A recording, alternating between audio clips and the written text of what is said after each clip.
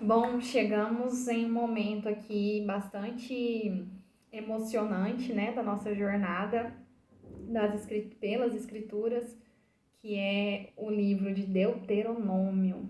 O livro de Deuteronômio, eu já falei demais desse livro, inclusive eu vim gravar o vídeo, aí eu falei assim, gente, eu já gravei um vídeo sobre Deuteronômio. Aí eu fui olhar lá no grupo, eu mandei 300 milhões de áudios sobre Deuteronômio, mas eu não tinha feito o vídeo, né? Então, assim, vai ficar um pouco repetitivo para quem ouviu os áudios. Mas vamos lá. Esse livro é muito emocionante porque é o fim da jornada do deserto, né? E aí a gente vê que Moisés não vai entrar para a Terra Prometida. E a gente vê ali ele se despedindo e ele dando as últimas orientações, fazendo as últimas declarações. Então é bem emocionante nesse sentido. O povo tá ali às margens do Rio Jordão e da onde eles estão, eles conseguem enxergar a terra prometida, eles conseguem ver. É engraçado porque Deus chama Moisés para olhar, né? Fala: "Olha, essa é a terra", né? Só que você não vai entrar. E aí então Moisés ele também com 120 anos, né, gente? Pensa, depois de viver com esse povo 40 anos no deserto aguentando tudo que ele aguentou, aí fica meio que assim, para alguns entendem isso como uma punição de Deus, né, de não deixar Moisés entrar na terra pela desobediência dele, pela arrogância dele, porque ele bateu e gritou com a pedra quando Deus falou que era só para falar para a rocha, né, que teria água, que daria água. É por causa dessa desobediência que ele não entrou. Deus deixa bem claro isso para ele no final. Tem gente que fica triste vendo e pensando assim, nossa, passou por tudo isso, não vai pisar na terra prometida, não vai ver a promessa de Deus se cumprir.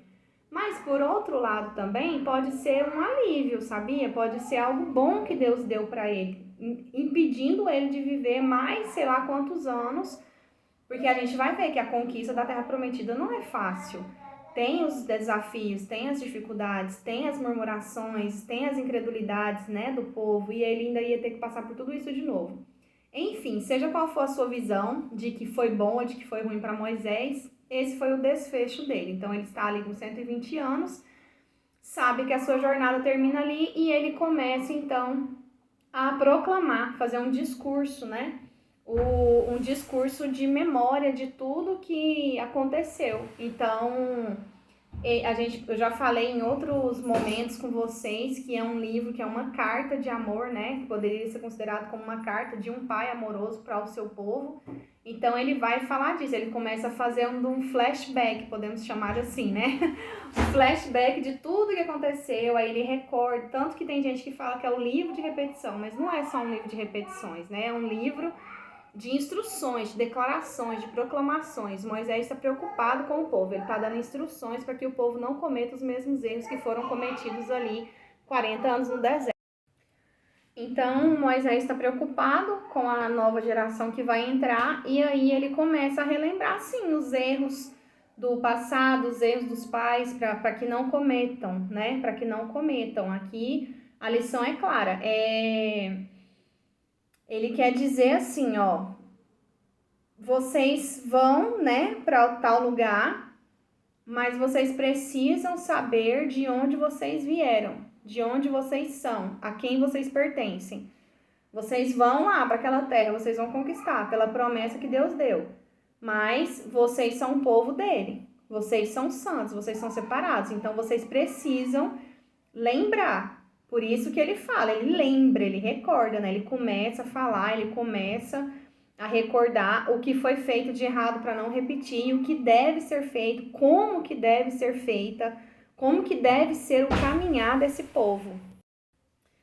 Então é aqui, né, nesse livro que a gente vai ver, por que eu falo que é uma carta de amor? Porque a gente vai ver a preocupação, o cuidado de Moisés com o povo. É tão interessante que aqui ele solta uma expressão que é conhecida no hebraico, que é o Shema. Shema, né? Tem gente que fala Shema. É Shema, Shema. Que é, o que significa esse Shema? Significa ouve, ó Israel.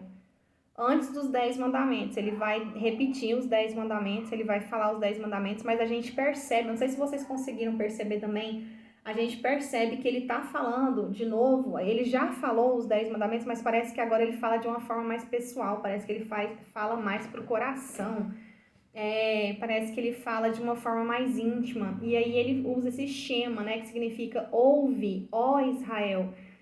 Eu até ouvi uma pregação recentemente que o pregador fala exatamente isso, ele fala, sabe qual que é o primeiro mandamento?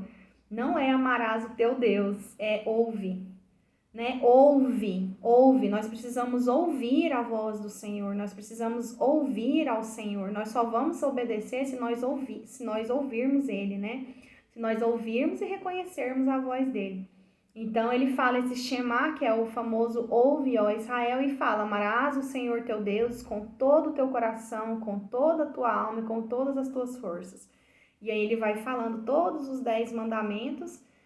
E uma coisa que eu acho linda, incrível, gente, que assim, eu acho que todas nós aqui, principalmente quem é mãe e pai, precisa fazer isso, sabe? É lindo demais como Moisés, ele instrui o povo, ele pede para que os pais ensinem os filhos ao deitar e ao levantar. Essa expressão, ao deitar e ao levantar, significa o tempo todo. Quando acordar, quando for comer, quando for andar, quando for levantar, quando for dormir, instrua o filho na palavra, ensine aos filhos essa palavra, o caminho, né? E aí Moisés, ele entendeu, Moisés viveu, né, gente, uma vida, 120 anos, ele viu muita coisa, ele experienciou muita coisa, ele falou com Deus, ele viu Deus face a face. Ele sabia que a cultura de uma nação, ela não iria se manter somente por exércitos. Não seriam exércitos, força bruta que manteria uma nação, mas sim o ensino dentro de casa, o ensino que é feito, que é dado, que é ensinado em casa, dentro de casa, de pai para filho. Isso que sustenta a nação. Então Moisés, ele entendeu e ele passa isso, ele manda, né? Ele pede, na verdade, que haja esse ensino dentro de casa, né? Ele deixa um recado, que a obediência a Deus, ela não deve ser um fardo. Não deve ser assim, ai, nossa, eu tenho que fazer, eu tenho que obedecer. Não, ela não deve ser um fardo, ela deve ser a resposta pela liberdade que eu recebi, né? É uma resposta ao amor que me libertou. Então, obedecer a Deus é responder ao amor de Deus. Ele me libertou, o amor dele me libertou, me tirou da escravidão. Até mesmo nós aqui, hoje, que não estivemos literalmente num estado de escravizadas, nós éramos escravizadas sim pelo pecado. Nós vivíamos uma escravidão de pecado, de mente totalmente mundana, né? Mesmo quem nasceu em lar cristão, a gente nasceu com uma natureza pecaminosa, uma natureza adâmica. Então, o Senhor nos encontrou, o dia que nós aceitamos ao Senhor, o dia que nós tivemos um encontro verdadeiro com o Senhor, e aquele encontro, assim como Paulo fez as escamas caírem dos nossos olhos e fez a gente enxergar quem nós de fato realmente éramos e onde estávamos e da onde Deus nos tirou, é essa resposta que nós temos que dar.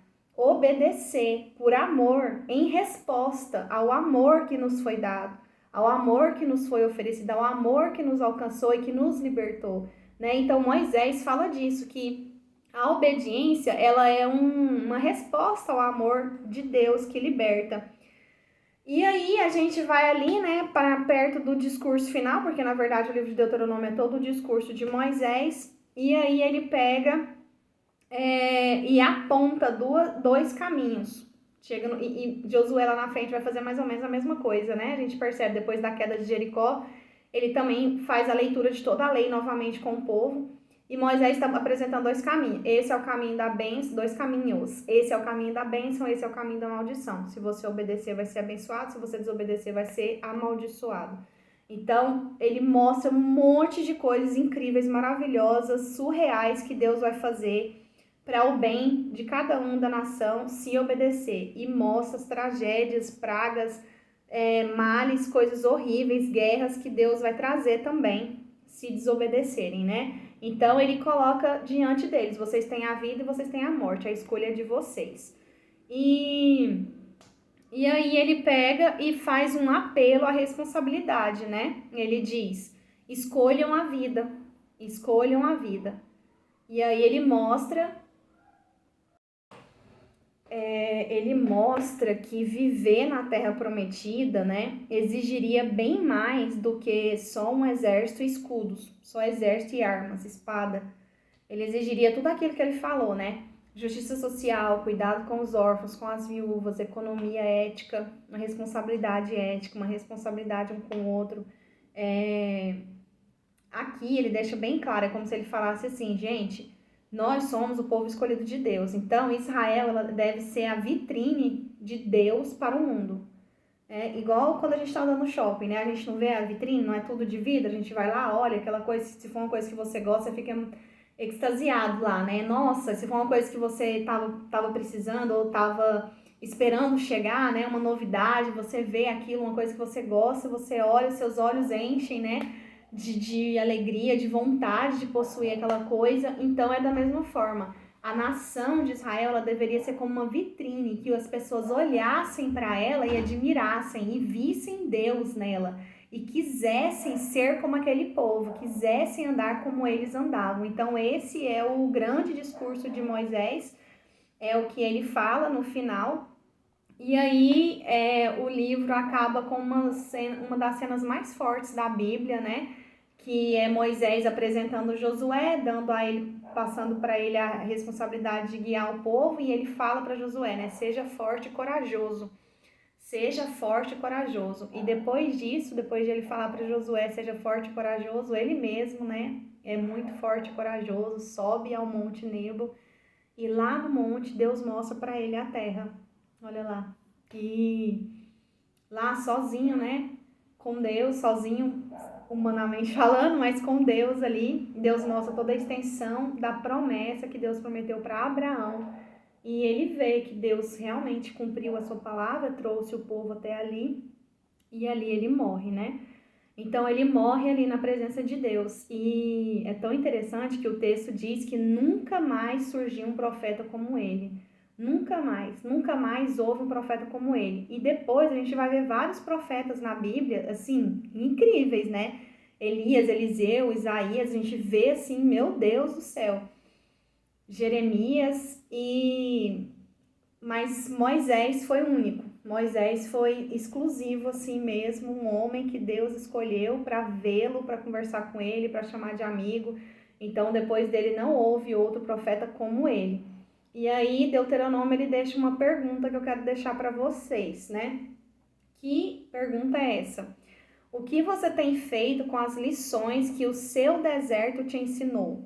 Então, lá no livro de Números, eu falei que é deserto. Número significa no deserto. Então, eu perguntei para vocês uma pergunta lá também, né? O que precisava morrer no deserto para você alcançar a Terra Prometida? E aqui a pergunta que eu quero deixar para você é essa. O que você tem feito com as lições? Porque a gente já passou por vários desertos. Eu creio que todas nós aqui já passamos por vários desertos. E cada deserto que a gente passou nos ensinou algo.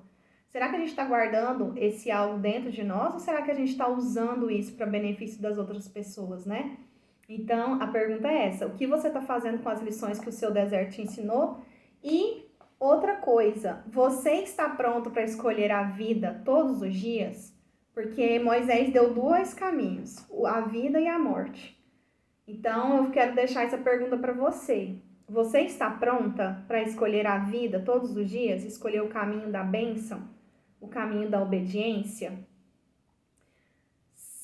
Espero que sim, espero que estejamos com a graça de Deus, né? Com o Espírito Santo dentro de nós, ele vai nos ajudar a escolhermos a vida todos os dias, eu creio. E para finalizar esse vídeo, né, eu peço a você que continue guardando a lei de Deus no seu coração, continue guardando a palavra do Senhor no seu coração.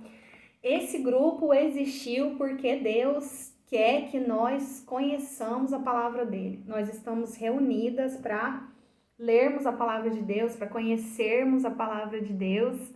E Deus tem alegria nisso. Deus ama o fato de nós estarmos gastando tempo com Ele, em conhecê-lo. Então, guarde essa palavra no seu coração, passe para os seus filhos, ensine os seus filhos todos os dias em tudo que eles estiverem fazendo. Ensine os seus filhos o caminho junto com eles. Em nome de Jesus, para que a sua família seja cheia da glória, cheia do Espírito Santo, cheia da paz que excede todo entendimento e cheia do conhecimento do Senhor. Amém? Um abraço, fiquem com Deus.